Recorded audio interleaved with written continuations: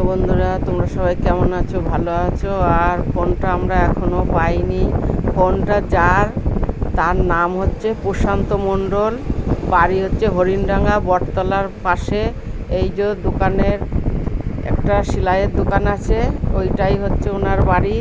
সেলাইয়ের দোকানটা দেখিয়ে রাখছি, যদি কেউ পাও। কেন ফোনটা বেশি দূরে যায়নি এই কারণেই, শুক্রবারে আমাদের গ্যারাপুতা হাট বসে, আমরা হরিণডাঙ্গা থাকি, গ্যারাপুতা হাট বসে।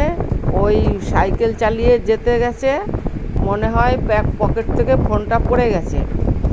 আর পড়ে গেছে হচ্ছে আমাদের এখানে একটা স্কুল আছে, আর গ্যারাপুতা হাই স্কুল, আর হচ্ছে এখানে আমাদের হরিণডাঙ্গার এখানে গ্যারাপুতাতেই মানে একটা আশ্রম আছে, ওর মাঝখানে কোনো একটা জায়গা পড়েছে। কিন্তু কোনো একটা ভাই নয় দাদা, সে ফোনটা তুলেছে, তোলার পরে সে সুইচ অফ করে দিয়েছে। সেই লোকেশনটা আমাদের কাছে আছে।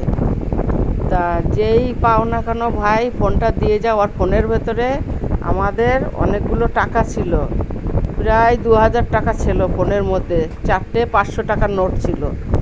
তা যেই পাও না ভাই, ফোনটা দিয়ে যাও।